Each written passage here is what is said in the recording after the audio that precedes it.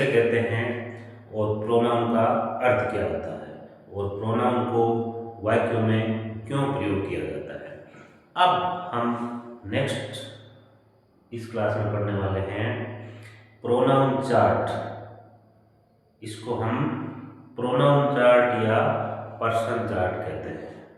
ठीक है, इसको हम प्रोनाउन चार्ट भी कहते हैं और पर्सन चार्ट भी कहते हैं। प्रोनाउन चार्ट या फिर पर्सन चार्ट हमें टेंसेस में वाक्य बनाते समय काम आने वाला है। बिना प्रोनाउन के नॉलेज के या बिना प्रोनाउन चार्ट के नॉलेज के हम इंग्लिश सेंटेंसेस नहीं बना सकते। तो इसको आप एक एक करके बहुत ही ध्यान से समझिएगा, ये बहुत ही इम्पोर्टेंट टॉपिक है। सारी ग्रामर का खेल प्रोनाउन से संबंधित सारा खेल इसी चार्ट में है। आप जो देख रहे हो व्हाइट बोर्ड पर, ये जो चार्ट है पूरी इंग्लिश इस पैटर्न पर टिकी हुई है। या फिर हम कुछ भी पढ़ेंगे, कुछ भी, चाहे वो टेंसेस हो, चाहे ट्रांसफॉर्मेशन हो, चाहे डायरेक्ट इनडायरेक्ट हो, एक्टिव वॉइस हो, पैसिव वॉइस हो, इंग्लिश का जो भी टॉपिक पढ़ेंगे उसमें इस चार्ट से संबंधित विषय वस्तु आपको वाक्य बनाते समय काम आएगी। तो स्टार्ट करते हैं। इसको हम प्रोनाउन चार्ट या फिर पर्सन चार्ट कहते हैं। प्रोनाउन चार्ट क्यों कहते हैं? क्योंकि इस चार्ट के अंदर पर्सनल प्रोनाउन से संबंधित सभी जो प्रोनाउन के रूप होते हैं, जो प्रोनाउन के केस बोलते हैं हम उसको, प्रोनाउन के सारे केस इसमें आ जाते हैं। इसमें सबसे पहले आप देख सकते हैं, इसमें है सब्जेक्टिव केस। सब्जेक्टिव केस ये प्रोनाउन का एक रूप होता है जिसको हम सब्जेक्टिव केस कहते हैं। सब्जेक्टिव केस के बाद में ऑब्जेक्टिव केस आता है, फिर आता है पॉजेसिव केस और फिर आता है रिफ्लेक्सिव केस। ठीक है, इसको आप सब्जेक्टिव केस बोल सकते हैं। केस लिख लीजिए, सब्जेक्टिव केस। कर्ता कारक, हिंदी में इसको हम कर्ता रूप या कर्ता कारक कहेंगे। ओके, ये है ऑब्जेक्टिव केस। ऑब्जेक्टिव केस का मतलब हो जाता है कर्म कारक। ये कर्म के स्थान पर ये रूप जो आएंगे, ये किसी भी वाक्य के ऑब्जेक्ट के स्थान पर आएगा। जब प्रोनाउन किसी वाक्य में किसी का ऑब्जेक्ट हो या फिर ऑब्जेक्ट के स्थान पर आता हो, उस वक्त हमें ऑब्जेक्टिव केस लिखते हैं। ओके, अब नेक्स्ट है पॉजेसिव केस। पॉजेसिव केस के अंदर आपको दो तरह के केस मिलेंगे, एक तो है एडजेक्टिव और एक है पॉजेसिव प्रोनाउन। इसको हम बोलेंगे पॉजेसिव एडजेक्टिव और इसको हम बोलेंगे पॉजेसिव प्रोनाउन। पॉजेसिव केस के दो रूप होते हैं, एक पॉजेसिव एडजेक्टिव होता है, एक पॉजेसिव प्रोनाउन होता है। इसको भी हम समझेंगे। फिर नेक्स्ट है रिफ्लेक्सिव केस या रिफ्लेक्सिव प्रोनाउन। ठीक है, दोनों ही सही। इसको हम रिफ्लेक्सिव प्रोनाउन भी कह सकते हैं और रिफ्लेक्सिव केस भी कहते हैं। ये सारे प्रोनाउन के केस है। नंबर 1 है सब्जेक्टिव, नंबर 2 है ऑब्जेक्टिव, नंबर 3 है पॉजेसिव और नंबर पॉजेसिव में 2 है, 3 है एडजेक्टिव पॉजेसिव एडजेक्टिव और 4 है पॉजेसिव प्रोनाउन। ठीक है, और 5 है रिफ्लेक्सिव। ये सारे प्रोनाउन के अलग अलग रूप है। प्रोनाउन जब देखो, प्रोनाउन किसी भी सेंटेंस में जब प्रोनाउन अपना स्थान परिवर्तित करता है तो उसका रूप भी परिवर्तित हो जाता है। अगर प्रोनाउन सब्जेक्ट के स्थान पर आता है तब प्रोनाउन का सब्जेक्टिव केस आएगा, यानी कि वाक्य के स्टार्ट में अगर प्रोनाउन यूज हो रहा है तो उसका सब्जेक्टिव केस या फिर नॉमिनेटिव केस भी बोलते हैं इसको, वो आएगा। अगर किसी वाक्य में प्रोनाउन ऑब्जेक्ट के स्थान पर आता है तब उसका सब्जेक्टिव केस नहीं आकर उसका ऑब्जेक्टिव केस आएगा।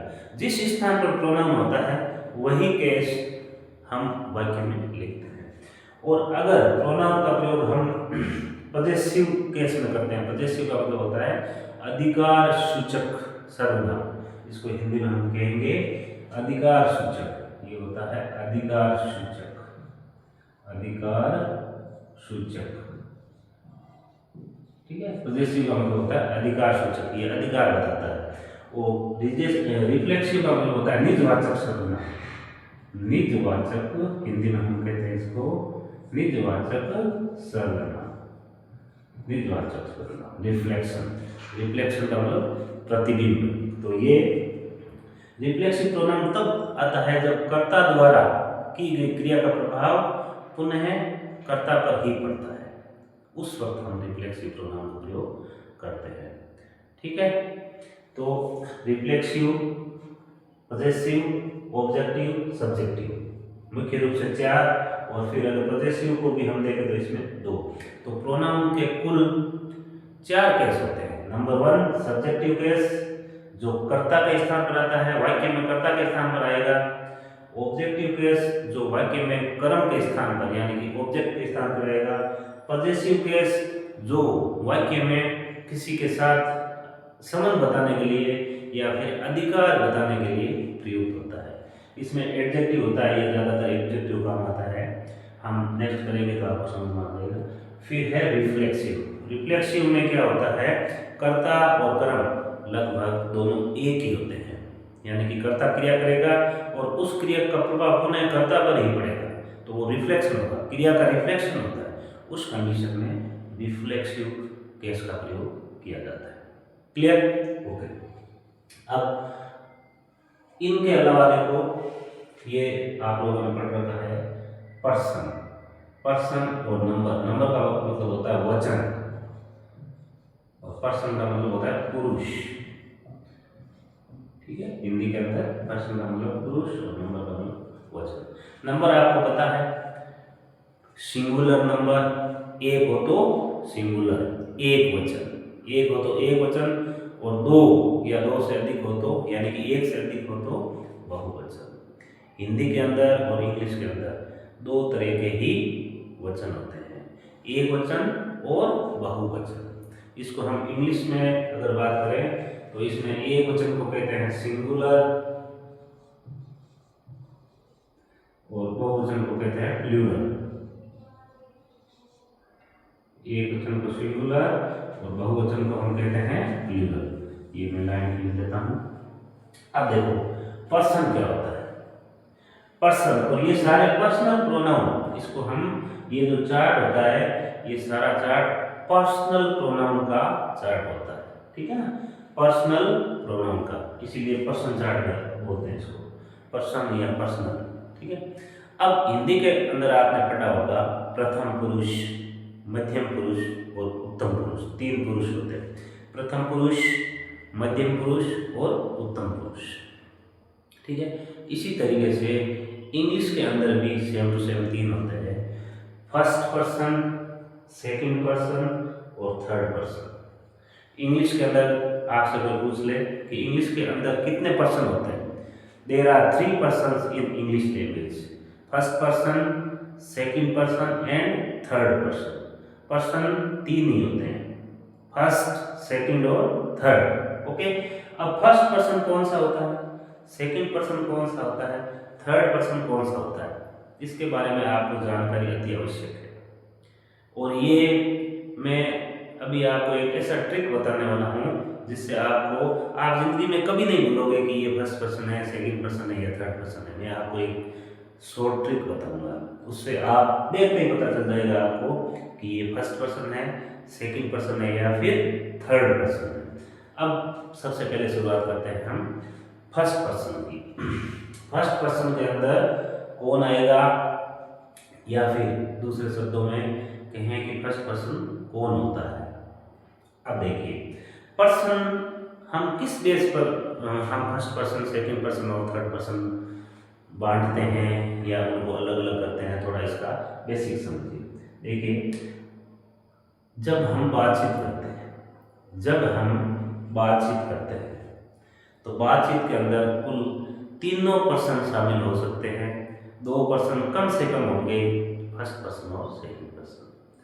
हम बातचीत करते हैं तो जैसे मैं अभी बोल रहा हूँ, मैं अभी बोल रहा हूँ, आप अभी सुन रहे हो, आप अभी सुन रहे हो। क्लियर?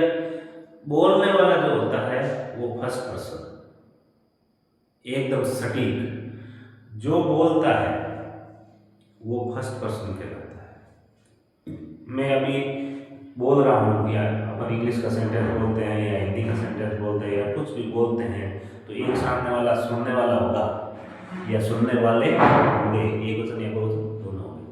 तो बोलने वाला फर्स्ट पर्सन है और सुनने वाला सेकंड पर्सन है। अगर सुनने वाला एक से अधिक है तो सुनने वाले सेकंड पर्सन है। क्लियर?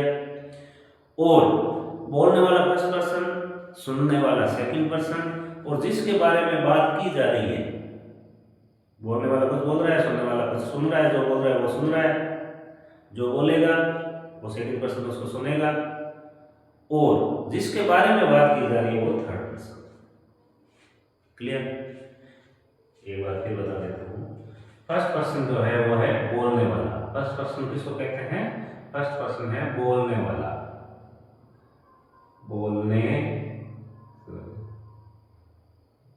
बोलने वाला या वाले, एक वचन में वाला, बहुवचन में वाले। सेकंड पर्सन सुनने वाले, सुनने वाले या वाला, ठीक है। और थर्ड पर्सन जिसके बारे में बात की जा रही है, जिसके बारे में फर्स्ट पर्सन और सेकंड पर्सन बात कर रहे हैं, जिसके बारे में बात की जा रही हो, ठीक है। फर्स्ट पर्सन और सेकंड पर्सन जिसके बारे में बात करते हैं वो third person. It means first person is the speaker. First person is the speaker. रट लो इसको। First person is the speaker, बोलने वाला फर्स्ट पर्सन कहलाता है, प्रथम पुरुष। Second person is the listener. Second person is the listener या second person is the audience. सुनने वाला या सुनने वाले सेकंड पर्सन कहलाते हैं। क्लियर? फर्स्ट पर्सन बोलने वाला, सेकंड पर्सन सुनने वाला, और जिसके बारे में बात की जा रही है वो थर्ड पर्सन। क्लियर? ओके, तीनों पर्सन क्लियर हो गए। दोनों वचन सिंगुलर यानी एक वचन, सिंगुलर किसको कहते हैं? एक वचन को कहते हैं, और प्लूरल कहते हैं बहुवचन। बहुवचन, बहुवचन मीन्स प्लूरल, ठीक है। ये पी है, बहुवचन। यहाँ तक क्लियर है? ये हमारे पर्सन चार्ट के मेन हेडिंग्स है, टॉपिक्स है, हेडिंग्स है। इस रो के अंदर जितने भी कॉलम आ रही हैं उसका अर्थ आपको पहले स्पष्ट होना चाहिए। उसी के बाद में हम इसको, जो इसके अंदर जो बाल मसाला है, जो प्रोनाउंस हैं वो लिखेंगे, उसको एक एक करके समझेंगे, क्योंकि ये अति महत्वपूर्ण टॉपिक है। प्रोनाउन चार्ट अगर आपको याद हो गया तो इंग्लिश ग्रामर की आपने अच्छी तरीके से यहाँ से शुरुआत कर रहे होगा। प्रोनाउन चार्ट को शुरू करने का मतलब, समझने का मतलब है आप इंग्लिश के बेसिक रूल्स को समझ रहे हो। अब आपने इंग्लिश ग्रामर को पढ़ना स्टार्ट कर दिया, समझना स्टार्ट कर दिया है, ये आपकी बेसिक शुरुआत है। ओके, तो अब पहला है सब्जेक्टिव केस। अब सब्जेक्टिव केस जो कर्ता के स्थान पर आता है। सब्जेक्टिव केस किसको कहते हैं? जो कर्ता के स्थान पर आता है। वैसे इस चार्ट की, ये चूंकि बोर्ड पर आपको हो सकता है थोड़ा स्पष्ट दिखाई ना दे या अक्षर छोटे हो सकते हैं, आप डिस्क्रिप्शन से पीडीएफ डाउनलोड करोगे, उसमें पर्टिकुलर इस चार्ट का और हिंदी और इंग्लिश दोनों में साथ साथ लिखा हुआ पूरा पेज आपको पीडीएफ में मिल जाएगा। उसका प्रिंट निकलवा सकते हो या उसे आप अपनी कंप्यूटर स्क्रीन, मोबाइल स्क्रीन या फिर लैपटॉप स्क्रीन से अपने रजिस्टर में लिख सकते हो। इसको आपको पक्का याद करना है। ओके, तो अब पहला है सब्जेक्टिव केस। सब्जेक्टिव केस किसका? फर्स्ट पर्सन का, और वो भी सिंगुलर का। यानी कि फर्स्ट पर्सन सिंगुलर का सब्जेक्टिव केस कौन सा होता है? अब आप देखिए, फर्स्ट पर्सन कौन होता है? जो बोलता है। और बोलता कौन है? या तो मैं, जैसे मैं बोल रहा हूँ, है ना, मैं फर्स्ट पर्सन हो गया ना। जब बोलने वाला खुद बोलता है तो क्या बोलेगा वो, है ना? मैं पढ़ा रहा हूँ, आप बोलोगे मैं पढ़ रहा हूँ, और अगर साथ में बोलोगे ज़्यादा हो तो हम पढ़ रहे हैं। तो दो ही फर्स्ट पर्सन होते हैं इंग्लिश के अंदर, आई और वी। आई हो गया सिंगुलर, वी हो गया प्लूरल। ओके, तो फर्स्ट पर्सन का सिंगुलर होता है आई और प्लूरल होता है वी। जब हम साथ में बोलते हैं तो हम हो गए, और जब अकेला बोलता है तो मैं हो गया। क्लियर? ये दोनों बोलने वाले होते हैं। आई का हिंदी में अर्थ मैं। आई का हिंदी में अर्थ होता है मैं, वी का हिंदी में अर्थ होता है हम। आपको ज़्यादा याद रखने की जरूरत नहीं है। फर्स्ट पर्सन में सिर्फ दो, I and we. I and we, these are two first person pronoun. Okay, अब ये तो हो गया इसका सब्जेक्टिव। जब देखो फर्स्ट पर्सन जब बोलने वाला सब्जेक्ट के स्थान पर आता है तो उसका सब्जेक्टिव रूप। अगर हम कोई भी सेंटेंस बना रहे हैं उसकी शुरुआत में हमेशा आई आएगा या फिर वी आएगा, यही रूप आएगा आई और वी। ये दूसरे वाले रूप वाक्य के शुरू में नहीं मिलेंगे। क्यों नहीं मिलेंगे? क्योंकि शुरुआत जब हम एक्टिव वॉइस बनाते हैं, है ना, तो शुरुआत हमेशा सब्जेक्ट से होती है। आपने रटा होगा, पढ़ा होगा, समझा होगा कि subject plus helping verb plus verb plus object plus etc. ठीक है ना। किसी का भी सूत्र क्या होता है, जब हम वाक्य बनाते हैं तो क्या होता है, पहले सब्जेक्ट आता है, फिर हेल्पिंग वर्ब आती है, फिर वर्ब आती है, फिर ऑब्जेक्ट आता है और फिर अन्य ईटीसी आता है। ये पैटर्न होता है किसी भी सेंटेंस का। पैटर्न ये होता है, सबसे पहले सब्जेक्ट आएगा, फिर हेल्पिंग वर्ब आएगी, फिर वर्ब आएगी, फिर ऑब्जेक्ट आएगा, फिर अन्य कोई भी टाइम है, in the evening, in the morning, है ना, इस टाइप से। तो सब्जेक्ट से शुरुआत हो रही है, ये सब्जेक्ट से शुरुआत सब्जेक्ट से हो रही है। इस स्थान पर यानी कि सब्जेक्ट के स्थान पर ये सब्जेक्टिव रूप आएंगे। हेल्पिंग वर्ब और वर्ब हमें टेंस बताती है, अलग अलग टेंस होते हैं तो ये हेल्पिंग वर्ब और वर्ब चेंज होती रहती है। देखो जो यूनिवर्सल वाक्य बनाने का सूत्र है वो यही है, subject plus helping verb plus verb plus object plus etc. अब चूंकि टेंस चेंज होते हैं, तो ये पैटर्न चेंज नहीं होता है, केवल हेल्पिंग वर्ब बदलती है और वर्ब बदलती है, पैटर्न वही रहता है। सब्जेक्ट के बाद पहले हेल्पिंग वर्ब आएगी, फिर वर्ब आएगी। ठीक है, पैटर्न वही रहता है, सिर्फ हेल्पिंग वर्ब और वर्ब ये दोनों अलग अलग हो जाती है, वर्ब का रूप फॉर्म अलग अलग हो जाती है, हेल्पिंग वर्ब चेंज होती रहती है, जिससे हमें टेंस का पता चलता है। ओके, तो इसको मैं वापस हटा देता हूँ।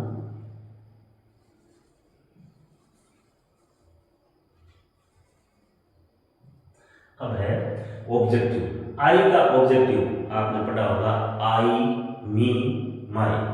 तो जब आई ऑब्जेक्ट के स्थान पर आएगा तब उसका ऑब्जेक्टिव केस आ जाएगा। ऑब्जेक्ट के स्थान पर यानी कर्म के स्थान पर, तो ये हो जाएगा आई का मी। मी यानी मुझे, मी यानी मुझे। और आपको ये अक्षर साफ दिखाई दे रहे हैं तो बहुत अच्छी बात है, नहीं तो आप इस वीडियो को बिना कोई टेंशन के पढ़ें और फिर नीचे डिस्क्रिप्शन से पीडीएफ डाउनलोड कर लें। उसमें आपको एकदम स्पष्ट हिंदी और इंग्लिश दोनों में स्पष्ट रूप से समझाया हुआ मिलेगा। आप तो इस क्लास को पहले ज्वाइन करके अच्छी तरीके से समझ लें। अब नेक्स्ट है वी का ऑब्जेक्टिव। वी सब्जेक्टिव है, सब्जेक्टिव को हम बेस फॉर्म मानते हैं क्योंकि शुरुआत सब्जेक्ट से होती है, तो हम इसको बेस फॉर्म मानते हैं। ठीक है, ये बेस केस है। वी का ऑब्जेक्टिव हो जाता है अज यानी हमें, अज यानी हमें। ओके, इसी तरीके से आई का ऑब्जेक्टिव मी हो गया। अब आई का पजेसिव, अब पजेसिव में दो होते हैं, एक तो पजेसिव एडजेक्टिव, एक पजेसिव प्रोनाउन। इसमें पजेसिव एडजेक्टिव आएगा, इसमें पजेसिव प्रोनाउन आएगा, तो इसका हो जाएगा माई। ठीक है, चूंकि पजेसिव अधिकार बताता है, पजेसिव स्वामित्व बताता है, स्वामित्व या अधिकार बताता है, इसलिए माई यानी मेरा। हिंदी में माई को हम क्या कहेंगे, मेरा। ओके, नेक्स्ट पजेसिव प्रोनाउन किसका, आई का। आई का पजेसिव प्रोनाउन हो जाएगा माइन, MINE, माइन। माइन का मतलब भी मेरा ही होता है, इसका अर्थ मेरा ही होता है। अब इसमें फर्क क्या है, फर्क ये है कि इसमें ये माई प्लस नाउन आ जाता है। ठीक है, माई प्लस, यहाँ जगह नहीं है, आपको जो PDF वाला चार्ट मिलेगा उसके अंदर आपको लिखा हुआ मिलेगा कि mine is equal to my plus noun. Noun कौन सा, जो पहले सेंटेंस में आ चुका है, उसका अर्थ इसमें साथ में आता है, तो ये भी माइन ही है, माइन मीन्स मेरा। ओके, और उसके बाद में रिफ्लेक्सिव होता है my self, my self. My self. My self means मेरा स्वयं का, ठीक है, स्वयं के अर्थ में इसका अर्थ होता है मेरा स्वयं का। ओके, अब नेक्स्ट देखते हैं फर्स्ट पर्सन का प्लूरल कौन होता है, वी। फर्स्ट पर्सन का प्लूरल होता है वी। वी का ऑब्जेक्टिव अस, वी का पॉजेसिव होता है आवर। आवर मीन्स हमारा, आवर मीन्स हमारा। आवर स्कूल, आप तो बहुत सारे ऐसे लिखे हैं, बहुत बार ऐसे लिखा है आवर स्कूल, ठीक है। आवर होम, तो इस टाइप से आवर हमारा। इसका हो जाएगा आवर्स, OURS, ठीक है। इसका मतलब भी हमारा ही होता है, लेकिन इसके अर्थ में पीछे वाला जो वाक्य की शुरुआत में नाउन आया हुआ होता है, उस नाउन के लिए ये आता है, ठीक है, उस नाउन के लिए ये आता है। अब ये चूंकि देखो ये प्रोनाउन है, ये प्रोनाउन है, हम प्रोनाउन चार्ट के अंदर इसको पढ़ रहे हैं, लेकिन सही मायनों में ये काम किसका करता है, ये पॉजेसिव एडजेक्टिव का काम करता है, ठीक है। एडजेक्टिव कौन आता है, जो नाउन से ठीक पहले आकर, एडजेक्टिव का काम क्या है, जो नाउन के पास आकर, नाउन से ठीक पहले आकर नाउन का गुणगान करता है, ठीक है, नाउन के बारे में और अधिक जानकारी देता है, नाउन की विशेषता बताता है, उसको हम एडजेक्टिव कहते हैं। तो ये तो आता है नाउन के पास में, ठीक है, ये तो नाउन के पास में आता है, नाउन से पहले आता है। इसका मतलब ये प्योर नाउन नहीं है, क्योंकि नाउन और प्रोनाउन दोनों पास में आ ही नहीं सकते, ध्यान रखना। नाउन और प्रोनाउन, देखो ये है नाउन, ठीक है, और ये है प्रोनाउन, मान लो प्रोनाउन, ठीक है।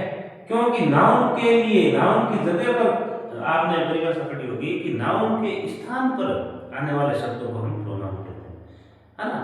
तो नाउन के स्थान पर आएगा तो नाउन वहां पर नहीं होगा, या आप ऐसा समझ सकते हैं कि जब नाउन नहीं हो, नाउन पहले आ गया हो, उसके स्थान पर आएगा वो प्रोनाउन हो गया। अब प्रोनाउन चूंकि नाउन के स्थान पर आता है, इसलिए नाउन और प्रोनाउन दोनों साथ में नहीं आ सकते, ध्यान देना। नाउन के लिए आता है वो प्रोनाउन होता है, नहीं कि नाउन के साथ आता है वो प्रोनाउन होता है, ठीक है। तो नाउन के लिए आएगा तो निश्चित रूप से नाउन वहां पर नहीं आएगा, तो दोनों एकदम पास पास में नहीं आ सकते, ठीक है। प्रोनाउन के पास में एकदम नाउन नहीं आएगा, और नाउन के पास में एकदम से प्रोनाउन नहीं आएगा। अब ये सिचुएशन बैठती है, जैसे माई होम, माई पेन, मैंने लिख दिया माई पेन। पेन क्या है, किसी वस्तु का नाम, ये नाउन हो गया, और माई क्या है, अब नाम माई अगर प्रोनाउन है, अगर प्रोनाउन है तब ये इस नाउन के पास में नहीं आना चाहिए, इसका मतलब ये प्रोनाउन नहीं है।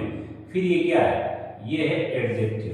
माई क्या है, माई है एडजेक्टिव, ठीक है, ये एडजेक्टिव। और कौन सा है, पॉजेसिव है। पॉजेसिव यानी ये स्वामित्व बता रहा है, अधिकार बता रहा है कि पेन किसका है, पेन मेरा है। तो ये जो कॉलम है ये वास्तव में प्रोनाउन नहीं है, फिर भी ये चूंकि पॉजेसिव है, इसलिए हम इस प्रोनाउन चार्ट के अंदर इसको पढ़ना अति आवश्यक है। बिना इसको इसमें शामिल किए हुए हमारा जो प्रोनाउन चार्ट है वो अधूरा रह जाएगा, आपको सारा समझ में नहीं आएगा, इसलिए हम इसको प्रोनाउन चार्ट के अंदर ऐड करते हैं। वास्तव में ये एडजेक्टिव विशेषण होता है, ओके। और ये होता है प्रोनाउन। माई का माइन हो गया, इसी तरीके से अवर का अवर्स हो गया, ठीक है। अब है अवर सेल्स, क्योंकि बहुवचन है इसलिए सेल्फ की जगह सेल्स लगता है, अवर सेल्स, हमारा, और यानी हमारा, और सेल्स मीन्स हमारा स्वयं का, ठीक है, इस टाइप से। अब वाक्य में प्रयोग होगा तो आपको इसका अर्थ और अधिक क्लियर हो जाएगा। अब नेक्स्ट है सेकंड पर्सन। सेकंड पर्सन कौन होता है, मैंने अभी जस्ट पहले बताया, सोचो, आप एक बार सोच कर देखो और कमेंट में लिखो आप सेकंड पर्सन कौन होता है। मैं आपको थोड़ा टाइम देता हूँ, अभी मैंने 2-3 बार आपको बता दिया कि सेकंड पर्सन कौन होता है। आप सेकंड पर्सन कौन होता है ये कमेंट में लिख कर दे दो, ठीक है। अब मैं बता देता हूँ। सेकंड पर्सन आपके सामने सुनने वाला, second person is the listener, second person is the audience, जो सुनते हैं या सुनता है वो सेकंड पर्सन कहलाता है। तो सेकंड पर्सन के अंदर वो आएंगे जो फर्स्ट पर्सन को सुन रहे हैं, अगर एक है तो सुन रहा है, अगर ज़्यादा है तो सुन रहे हैं, यानी कि सिंगुलर और प्लूरल दोनों ही आएंगे सेकंड पर्सन में भी। तो सुनता कौन है? यू। यू यानी आप या तुम, ठीक है, हिंदी के हिसाब से आप सेट कर लेना। और इसका प्लूरल कौन होता है? यू। इसमें भी तुम या आप। यू का सिंगुलर और प्लूरल एक जैसा ही होता है, ठीक है, यू और यू। अब इसका सब यहाँ पर नहीं लिखना था, इसको यहाँ लिखना था।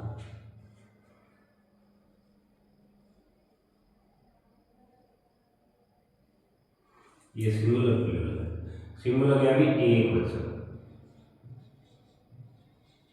और ये प्लूरल बहुवचन। इसका हो जाएगा यू। यू मीन्स तुम, अगर बड़ा है तो आप। इसका प्लूरल भी यू ही होता है, बहुवचन भी यू का बहुवचन भी यू ही होता है इंग्लिश में, तुम। अगर बड़ा है तो आप। इसका ऑब्जेक्टिव केस, यू का ऑब्जेक्टिव केस देखते हैं, ठीक है। यू का ऑब्जेक्ट भी यू ही होता है। यू यानी तुम है। यहाँ पर देखो हिंदी में अर्थ बदल रहा है, यू यानी तुम्हें या आप हो, ठीक है। इसका भी सेम टू सेम बहुवचन में भी यू मीन्स तुम्हें, यू मीन्स तुम्हें, तुझे, आपको, ठीक है। अब इसका एडजेक्टिव, पॉजेसिव एडजेक्टिव, यू का पॉजेसिव एडजेक्टिव होता है योर। YOUR, योर मीन्स आपका या फिर तुम्हारा, एक ही बात है। यहाँ पर भी सेम टू सेम सिंगुलर और प्लूरल, यू के सिंगुलर और प्लूरल एक जैसे चलेंगे, लास्ट में थोड़ा फर्क आएगा, रिफ्लेक्सिव। अब इसका पॉजेसिव प्रोनाउन ये हो जाएगा योर्स, ऐसा लग जाएगा, इसमें भी योर्स। योर्स मीन्स ये हो जाएगा आपका। अर्थ तो इसका आपका ही होता है, लेकिन ये पीछे से नाउन उठाता है। आपका क्या? आपका पेन, आपका मोबाइल, ठीक है। तो जो पीछे जो नाउन है उसके लिए आएगा, तो ये इसका अर्थ उसके साथ में मिक्स हो जाएगा। और ये हो जाएगा सिंगुलर के अंदर योर सेल्फ, यहाँ थोड़ा फर्क है, ध्यान देना, योर सेल्फ, और ये हो जाएगा योर सेल्स, आपका स्वयं का, आप स्वयं को, इस टाइप से वाक्य करेंगे तो इसका अर्थ थोड़ा वाक्य से पता चलेगा। तो क्लियर है? फर्स्ट पर्सन और सेकंड पर्सन आपके सामने है। फर्स्ट पर्सन वो होता है जो बोलता है या बोलते हैं, और सेकंड पर्सन यानी कि सुनने वाला या सुनने वाले। फर्स्ट पर्सन का सब्जेक्टिव होता है आई। सिंगुलर की बात करें तो फर्स्ट पर्सन सिंगुलर का सब्जेक्टिव आई, ऑब्जेक्टिव मी, पॉजेसिव एडजेक्टिव या पॉजेसिव माई, माइन और माई सेल्फ। आपको कैसे याद करना है? आपको ऐसे याद करना है, आई, मी, माई, माइन, माई सेल्फ। ये पूरी लाइन आपको रटनी है। ये आपको समझ कर अर्थ आपको रटना ही है।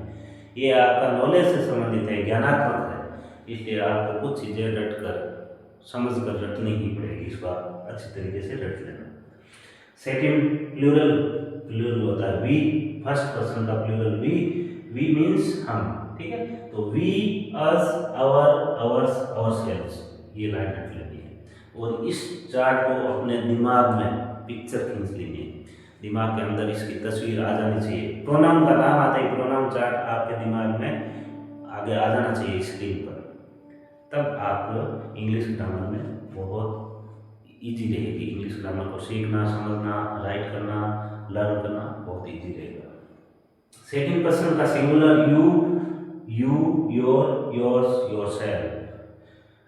प्लूरल में है यू, योर, योर्स, योरसेल्व्स, ठीक है, एक फर्क। तो फर्स्ट पर्सन और सेकंड पर्सन क्लियर है।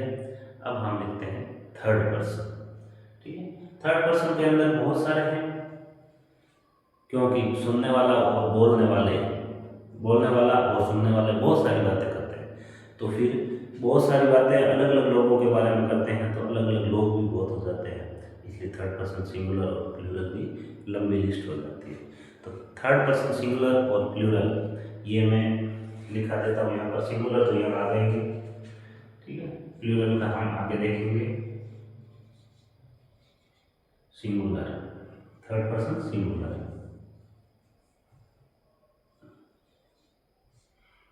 सिंगुलर मीन्स एक वचन, ये ध्यान रखना।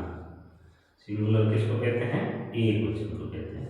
आपको बहुत सारा आता है, फिर भी इस चार्ट के रूप में ये सब मुझे विश्वास है कि ये सब आप लोगों का पढ़ा हुआ है, रटा हुआ है, लेकिन इसको एक सिस्टमेटिक चार्ट में डालकर पढ़ोगे तो आपको याद करने में सहूलियत होगी और आप स्पष्ट रहेगा कि ये चीज़ आगे क्या काम आएगी। क्योंकि हम सीख तो लेते हैं लेकिन हमें ये नहीं बताया जाता है कि ये आगे क्या काम आएगा। इसलिए मैं आपको पहले से क्लियर कर दूं कि ये चार्ट आपको टेंस समझते वक्त, टेंस के उदाहरण करते समय, टेंस से संबंधित वाक्यों की प्रैक्टिस करते समय आपको ये चार्ट सबसे अधिक काम आएगा। या फिर यूँ कहें कि ये इंग्लिश ग्रामर की बैकबोन है, ये इंग्लिश ग्रामर की रीढ़ की हड्डी है, इस पर सारा पैटर्न टिका हुआ है रिटन इंग्लिश का। ठीक है, तो अब नेक्स्ट देखते हैं थर्ड पर्सन सिंगुलर। इसमें पहला आता है ही। ही मीन्स वह है, ही मीन्स वह है। ठीक है, ये पुरुषों के लिए आता है, ये आप लोगों को पढ़ा हुआ है, ये पुरुषों के लिए। दूसरा है शी मीन्स वह है, ये स्त्रियों के लिए काम आता है। ठीक है, इट यानी यह है वस्तु के लिए काम आता है। ही, सी, इट तीनों ही थर्ड पर्सन सिंगुलर है। फर्स्ट आता है पुरुष के लिए, सेकंड आता है स्त्रियों के लिए और थर्ड आता है वस्तुओं के लिए। इसके साथ में दिस यानी ये है डिमॉन्स्ट्रेटिव प्रोनाउन है, जैसे संकेत करके बताया जाता है। छोटी क्लासों की किताबें आप देख लेना, उसमें ऐसे करके दिया हुआ है दिस इज ए पेन, अगर दूर है तो दैट इज ए पेन। ठीक है, तो पास और दूर के लिए संकेत करके इसको बोलते हैं संकेतवाचक प्रोनाउन। अगर प्रोनाउन का प्रकार की बात करें तो ये आता है थर्ड पर्सन सिंगुलर में दिस यानी ये है। एक होता है दिस का दैट, दूर की वस्तुओं के लिए ये है, ये वस्तुओं के लिए ये कॉमन है, दिस और दैट है, ये वस्तुओं के लिए भी आता है और ह्यूमंस यानी कि मानवकर्ता के लिए भी आता है। ये वाक्य पर डिपेंड करेगा। और ये हो जाता है he, she, it, this, that, ये होता है वन यानी कोई एक, वन यानी कोई एक। ठीक है, तो इसमें अभी देश में इतना ही आएगा, नेक्स्ट हम इसको बेटा का करना पड़ेगा। ये आता है अब ही का ऑब्जेक्टिव होता है हिम यानी उसे, शी एक बार ही वाले लाइन देख लेते हैं, ही, हिम, फिर आता है हिज, पॉजेसिव एडजेक्टिव होता है हिज यानी उसका, स्वामित्व होता है ना, अधिकार, उसका, हिज यानी उसका। और इसका पॉजेसिव प्रोनाउन भी हिज ही होता है, सेम टू सेम उसका। ठीक है, और इसका पॉजेसिव जो रिफ्लेक्सिव है वो होता है हिमसेल्फ, उसका स्वयं का। तो ये लाइन ई वाली लाइन पूरी क्लियर होगी। अब है शी का ऑब्जेक्टिव होता है हर यानी वही, उसे या उसको। हिंदी में हम 2-3 तरीके से बोल सकते हैं। इसका पॉजेसिव होता है एडजेक्टिव, वो भी होता है हर यानी उसका। ठीक है, इसका ऑब्जेक्टिव भी हर होता है, पॉजेसिव भी हर होता है उसका, और यहाँ पर हो जाता है हर, वही उसका। केवल ये पॉजेसिव प्रोनाउन और पॉजेसिव एडजेक्टिव में फर्क ये है कि पॉजेसिव प्रोनाउन के साथ एस आता है। एस क्यों आता है? क्योंकit ये पॉजेसिव प्रोनाउन है और इसका अर्थ होता है पीछे वाले नाउन से। इसका हो जाएगा हर सेल्फ, उसका स्वयं का। ओके, अब इट का ऑब्जेक्टिव भी होता है इट, ऑब्जेक्टिव भी इट, यानी कि इसे। हाँ, हिंदी में इसका अर्थ बनेगा इसे, इट। इट का ऑब्जेक्टिव भी इट। पॉजेसिव इट्स, पॉजेसिव क्या होता है? इट्स। इट का पॉजेसिव इट्स, इट्स यानी उस, इसका, इसका। और इसका रिफ्लेक्सिव इट का ये पॉजेसिव प्रोनाउन नहीं होता, और यहाँ हो जाएगा it self, it self. Clear? अब दिस, भी दिस, दिस यानी इसमें अगर सब्जेक्टिव वाला दिस है तब तो ये है, ऑब्जेक्टिव वाला दिस है तब इसे। और पॉजेसिव इसका होता है its, same to same its यानी इसका, इसका। इसका भी पॉजेसिव प्रोनाउन नहीं बनता, यहाँ हो जाएगा इटसेल्फ, इटसेल्फ। ठीक है, ये हो गया। अब है दैट। दैट का ऑब्जेक्टिव होता है दैट, दैट यानी उसे या उसको। ठीक है, दूर की वस्तु के लिए उसे या उसको, वस्तु भी हो सकते हैं, ह्यूमन, मानव भी हो सकते हैं। इसका भी पॉजेसिव हो जाता है इट्स, इट्स यानी उसको, उसको या उसका, उससे, उसका हो जाएगा। ठीक है, और यहाँ पर कुछ नहीं, ये नहीं बनता, और यहाँ हो जाएगा इटसेल्फ, उसका, स्वयं का। देखो यहाँ पर इंग्लिश में तीनों सेम आ रहे हैं, ठीक है ना, इट के लिए, दिस के लिए और दैट के लिए, तीनों के लिए इसका जो रिफ्लेक्सिव फॉर्म है, रिफ्लेक्सिव केस है, वो सेम आ रहा है इटसेल्फ, लेकिन अर्थ में परिवर्तन होगा। हिंदी में ये इटसेल्फ है, इसका मतलब हो जाएगा इसका स्वयं का, दिस का भी इसका स्वयं का, लेकिन दैट का उसका स्वयं का होगा। ये हम जब हिंदी में कन्वर्ट करेंगे तो उस समय हमें ध्यान रखना पड़ेगा। ठीक है, यहाँ पर एक बार वन को छोड़ देते हैं क्योंकि स्पेस नहीं है, मुझे नहीं लगता कि आपको दिख जाएगा स्क्रीन के अंदर। इसको हम नेक्स्ट स्क्रीन पर जब बोर्ड खाली करके वापस टिकेंगे तब। अब एक बार इस प्रोनाउन चार्ट को आप देख लीजिए, आपके सामने है। आप चाहें तो स्क्रीनशॉट ले सकते हैं, और चाहें तो आप इस क्लास को, वीडियो क्लास को समझ कर नीचे PDF डाउनलोड कर लें, उसमें ये सारा कंप्यूटर से बनाया हुआ आपको मिल जाएगा। आपको बस ये समझना है और याद करना है। एक बार फिर रिपीट कर लेते हैं, रिकैप कर लेते हैं। आज हम जिस टॉपिक पर चर्चा कर रहे हैं, जिस टॉपिक को पढ़ रहे हैं, उसका नाम है प्रोनाउन चार्ट या पर्सन चार्ट। प्रोनाउन चार्ट या पर्सन चार्ट क्या है?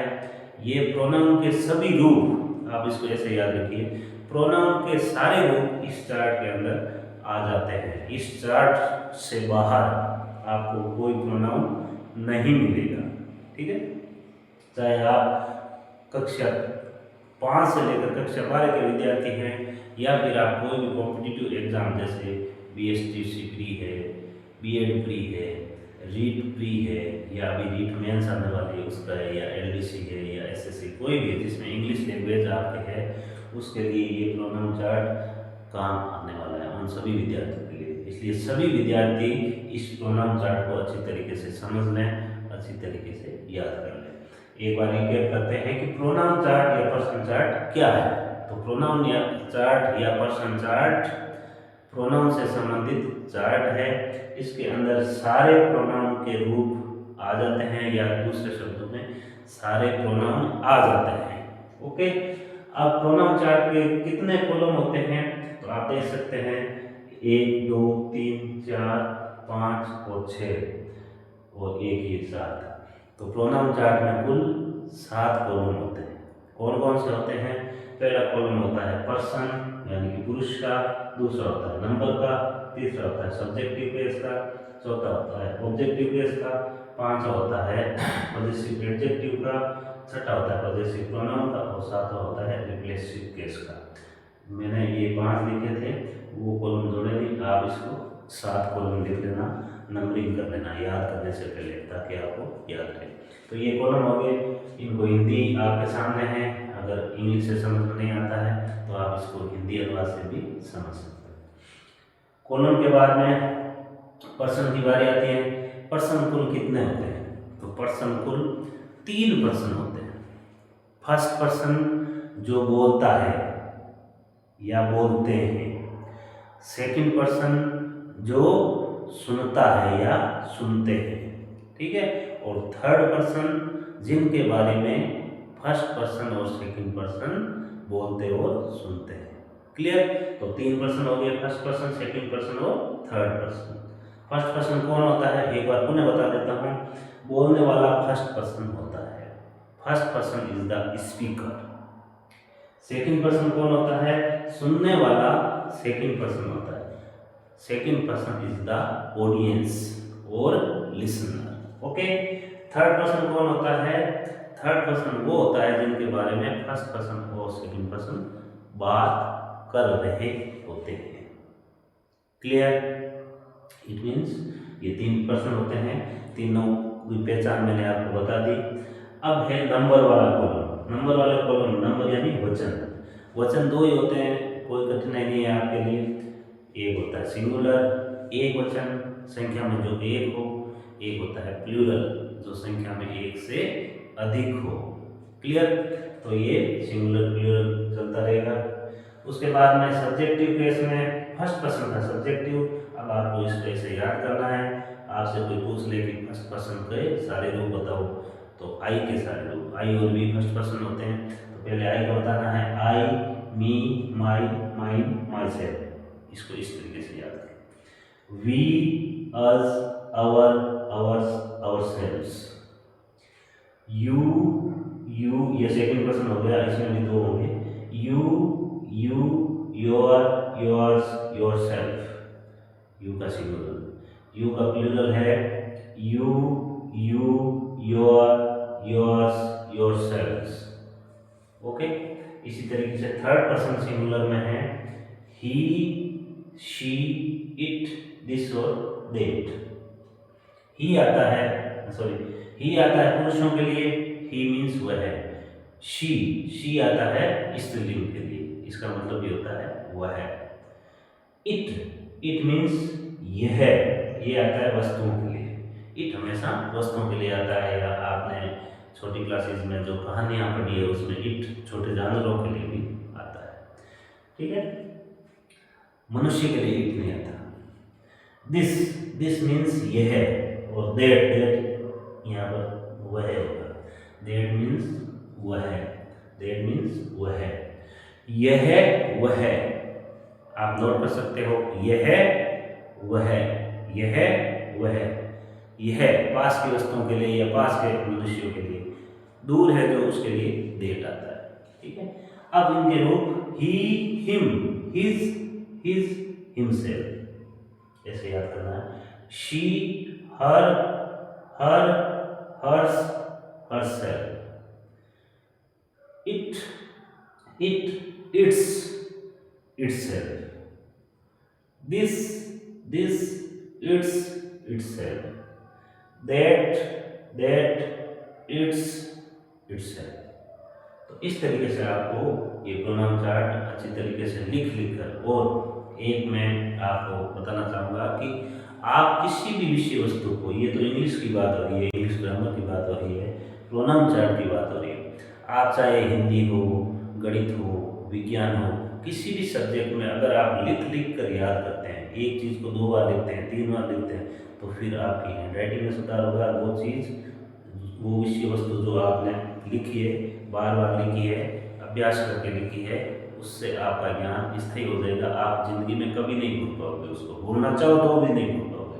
तो आप इसको कम से कम 5 बार, इस चार्ट को आपको लिख के याद करना है। मैं आपको एश्योर करता हूँ कि आप फिर अपने आप को भूला कर देख लेना, आप ये चार्ट नहीं भूल पाओगे, क्योंकि आपको अच्छी तरीके से लिखने से याद हो जाएगा। ओके।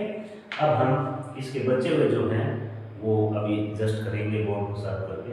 एक बार आप इसका स्क्रीनशॉट ले लीजिए, हालांकि PDF आप नीचे डिस्क्रिप्शन से डाउनलोड कर सकते हैं। चलिए अब हम थर्ड पर्सन प्लूरल के देखते हैं प्रोनाउंस। थर्ड पर्सन प्लूरल जो है उसके अंदर मुख्य रूप से 3 प्रोनाउन हैं, ठीक है। पहला है दे। दे मीन्स वे। दे मीन्स वे, ये मानव कर्ता के लिए आता है। दे जो है वो मानव कर्ता के लिए आता है, ठीक है। नेक्स्ट है दीज, और उसके बाद वाला है दोज। दीज मीन्स ये, दोज मीन्स वो। पास में बहुवचन है कोई और पास में है तो ये, और दूर है तो वो। ये भी डिमॉन्स्ट्रेटिव एडजेक्टिव है, सॉरी डिमॉन्स्ट्रेटिव प्रोनाउन है। यहाँ पर देखो हमने अभी पढ़ा है दिस। दिस पास के लिए होता है और दैट दूर के लिए होता है। अब दिस का प्लूरल देखो, दिस सिंगुलर है। दिस क्या है? सिंगुलर है। और प्लूरल जो है वो है इसका दिस। दिस का प्लूरल हो जाता है दीज, ठीक है। और दैट का दोज, ठीक है। दिस और दैट सिंगुलर फॉर्म में है, और दिस और दैट हमने अभी पढ़ा था थर्ड पर्सन सिंगुलर के अंदर दिस और दैट पढ़ा था। और उनका बहुवचन होता है दीज और दोज, जो यहाँ पर आ गए। क्यों? क्योंकि ये थर्ड पर्सन प्लूरल है। तो दिस और दैट ये थर्ड पर्सन के सिंगुलर डिमॉन्स्ट्रेटिव प्रोनाउन है, संकेतवाचक प्रोनाउन है। और इनके बहुवचन यानी कि यहाँ पर प्लूरल फॉर्म है, इसलिए दीज और दोज आ गए। क्लियर? तो दीज और दोज। अब दे, दे यानी वे, इसका सब्जेक्टिव मैंने ये लिख दिया इसके अंदर, इसको ट्रांसफर करना पड़ेगा। ये जो है ये तो सिंगुलर प्लूरल की बात हो रही थी, ये सारे प्लूरल ही है, ठीक है ना।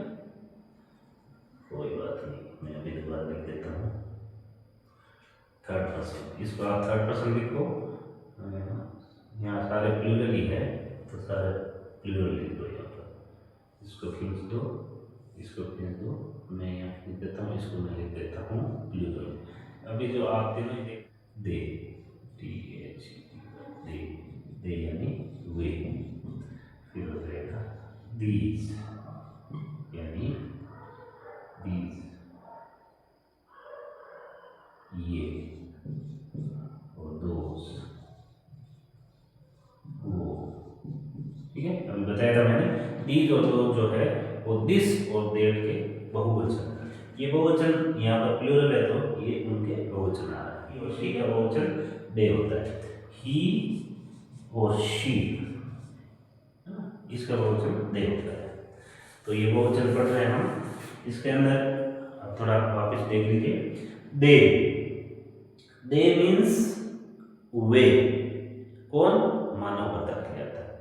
दे, दे का ऑब्जेक्टिव होता है देम, THEM, देम। देम यानी उनको या उन्हें, ठीक है। ये सारे बहुवचन है।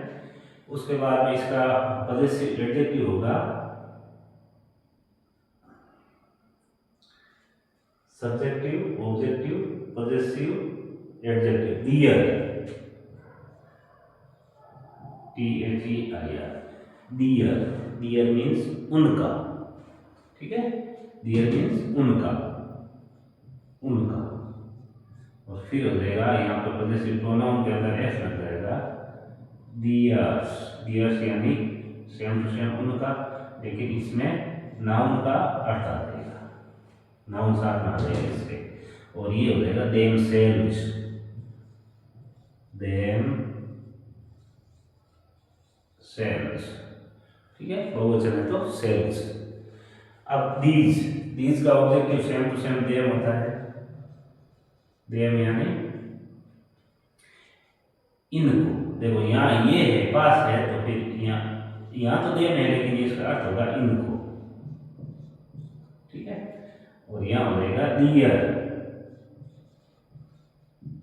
डियर का मतलब क्या हो जाएगा? डियर का मतलब हो जाएगा इनका। हिंदी में अर्थ थोड़ा आपको चेंज मिलेगा, लेकिन इंग्लिश फॉर्म वही होती है। हिंदी का अर्थ आप हिंदी के हिसाब से पता लगा लेना। यहाँ पर हो जाएगा डियर्स, डियर्स, डियर्स यानी इनका, सेम टू सेम इनका, पास्ट में तो इनका, दूर है तो उनका, ठीक है। और फिर ये सेम टू सेम हो गया देमसेल्व्स, इसकी सारी फॉर्म लगभग सेम टू सेम होती है बहुवचन दोनों की, देमसेल्व्स। दोज मीन्स वो, दोज मीन्स वो, दूर है बहुवचन में, दोज मीन्स वो। इसका भी ऑब्जेक्टिव देम यानी सेम टू सेम उनको, उनको, ठीक है, या उन्हें। इसका भी डियर, पहले से हो जाएगा डियर, डियर यानी उनका, और यहां हो जाएगा डियर्स, डियर्स यानी सेम टू सेम उनका। इसमें नाउन पहले से, नाउन का पहले से उठाएगा क्योंकि ये पॉजेसिव प्रोनाउन है, और ये हो जाएगा देमसेल्व्स, देमसेल्व्स उनका, स्वयं का, पॉजेसिव उनका, स्वयं का, देमसेल्व्स। प्रोनाउन चार्ट या पर्सन चार्ट में कुल मिला के इसके अलावा वन और वो दो प्रोनाउन होते हैं, जो आपको पीडीएफ फाइल आप जिसमें आप नीचे डिस्क्रिप्शन बॉक्स में आपको मिल जाएगी, वहाँ से डाउनलोड कर लेना। इसमें मैंने दो प्रोनाउन छोड़े हैं, एक होता है वन, वन मीन्स कोई एक, ठीक है ना, एक होता है वन, ONE, वन, वन यानी कोई एक, कोई एक। एक प्रोनाउन होता है क्वेश्चन मार्क वाला हु यानी कौन, ठीक है, हु यानी कौन, ये इंटररोगेटिव प्रोनाउन है हु। ये दोनों भी मैंने पीडीएफ में शामिल किए हैं, जो आप पीडीएफ डाउनलोड करोगे उसमें ये मिल जाएगा।